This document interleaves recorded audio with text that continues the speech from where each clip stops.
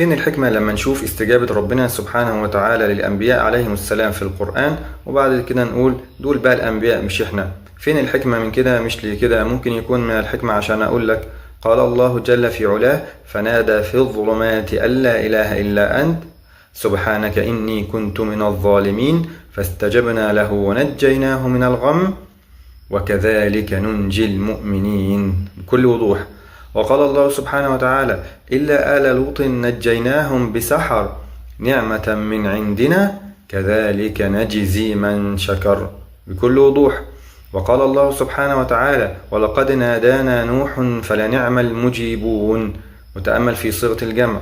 وقال الله سبحانه وتعالى: فدعا ربه أني مغلوب فانتصر ففتحنا أبواب السماء بماء منهمر وفجرنا الأرض عيونا فالتقى الماء على أمر قد قدر وحملناه على ذات ألواح ودسر تجري بأعيننا جزاء لمن كان كفر، يعني جزاء لنوح عليه السلام ولما فعل به.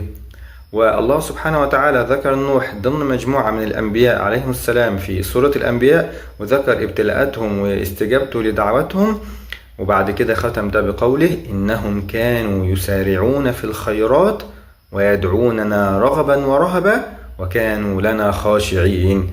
كأن الله سبحانه وتعالى بيوجهنا للسبب اللي استجاب عشان دعوتهم.